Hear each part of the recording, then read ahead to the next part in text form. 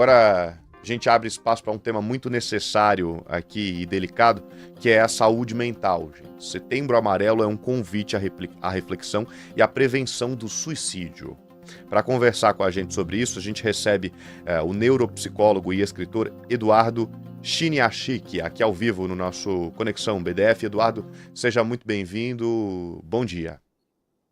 Um ótimo dia, Lucas. Prazer estar aqui com você e com todos os ouvintes para falar de um tema tão importante, tão essencial que a gente possa estar discutindo agora.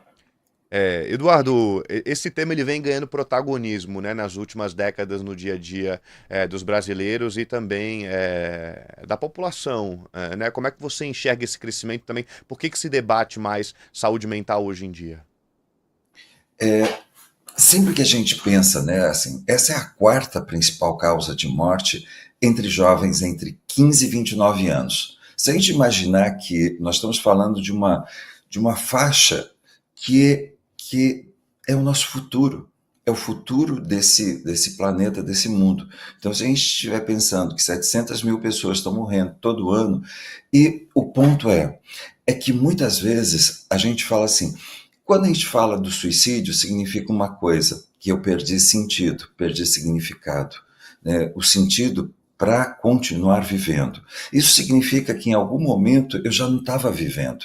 Isso significa que a origem disso é quando nós passamos por situações traumáticas na nossa vida. Então, por exemplo, quando eu tenho uma experiência de desamor, onde eu não me sentia aceito, amado, quando eu tive uma experiência de desamparo, onde eu precisava de proteção e não recebi, quando eu vivia minha vida sendo criticado e invalidado, e eu alimento essa sensação de não ter poder.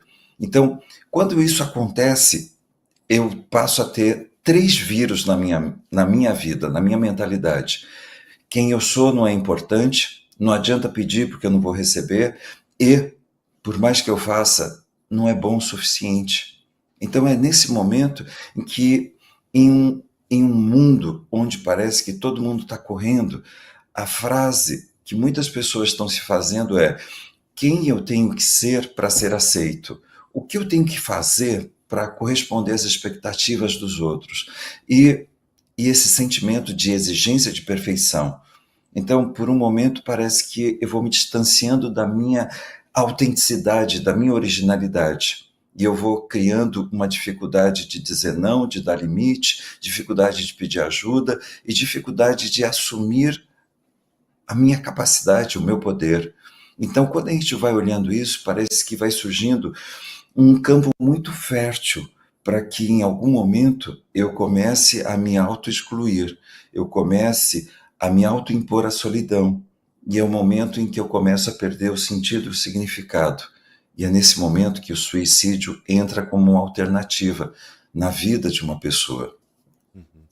Eu fico me questionando também a relação desse sentimento que você traz com as próprias redes sociais, né? E também por uma demanda, um aumento da demanda por produtividade. Como é que isso se relaciona?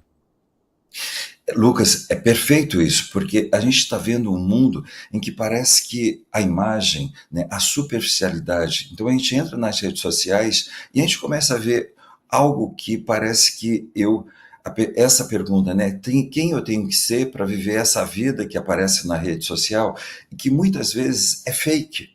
Então a gente está vivendo padrões que são externos e muitas vezes eu não paro para resgatar essa conexão comigo. Quem eu sou é importante. É esse momento em que muitas vezes a gente vai ver pessoas é, tentando se adaptar. E é por isso que eu criei um conceito que é a síndrome do sapato apertado. A gente vê um sapato lindo e a gente fala assim, nossa, as pessoas vão dizer assim, nossa, eu tenho bom gosto, nossa, eu tenho... Aí a gente tem a péssima notícia, esse sapato não tem o seu número. E aí a gente começa a criar a ilusão de que esse sapato vai lacear e ela vai ficar bom. Então, essa é a ideia de que eu começo a entrar e começo a me adaptar, a me encaixar. em alguma coisa que não é o meu número. É esse momento que emocionalmente eu entro dentro de um relacionamento e ele é tóxico, mas eu acredito que ele vai se tornar ótimo. Eu entro dentro de uma empresa e o trabalho é horrível, as pessoas não me valorizam, as pessoas não me reconhecem, não me dão. Mas eu fico tentando me encaixar dentro de um espaço que não é o meu. Então, quando muitas vezes a gente fala assim, esse mundo muitas vezes me convida a me encaixar, a me adaptar a um espaço que, que aumenta muito a minha baixa estima. E eu passo a simplesmente viver essa dimensão emocional. Quando a gente começa a perceber que muitas vezes aquilo que realmente vai criar a vida que eu nasci para viver é exatamente o momento em que eu aprendo a dizer não, a dar limite, a pedir ajuda e a viver exatamente o poder e a capacidade, a originalidade, que isso só vai ser encontrado em mim. Mas muitas vezes esse é o nosso grande desafio. É quando por um momento eu não tenho que ficar correspondendo às expectativas das pessoas, do mundo. É quando por um momento essa rede social, ela não me representa. É quando essa rede social, ela é expressão, ela é um canal de expressão da minha originalidade. É nesse momento em que eu me permito ter voz. É esse momento em que eu permito parar de brigar comigo e permito parar de brigar com o meu talento. E é nesse momento em que, efetivamente, eu me permito ser quem eu sou.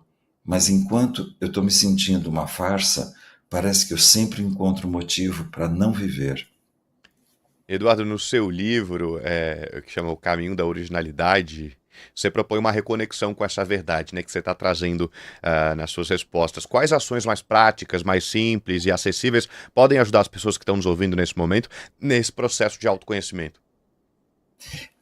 A primeira coisa, quando a gente estiver falando do Setembro Amarelo,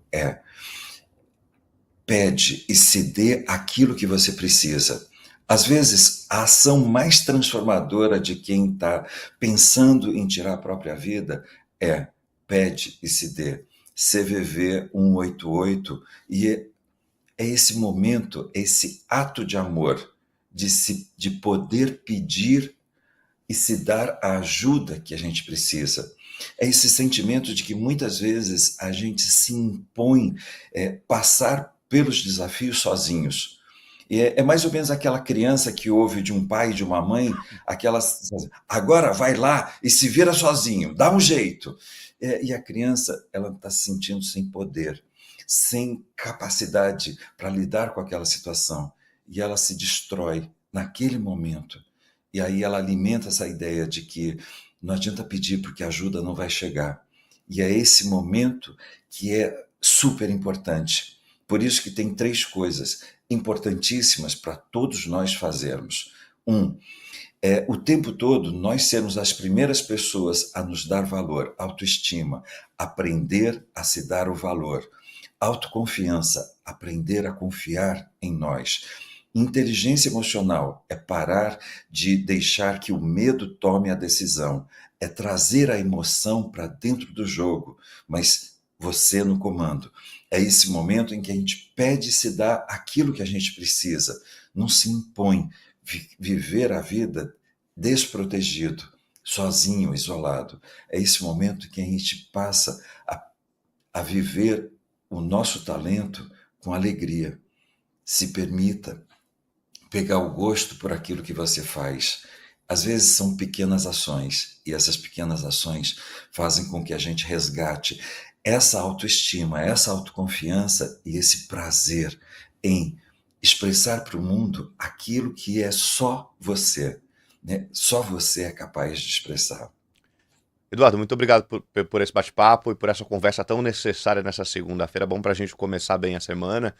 Te agradeço pela participação aqui, te desejo um ótimo dia de trabalho. Gratidão, Lucas. Uma ótima semana para você e para todos que estão ouvindo. Ótima semana.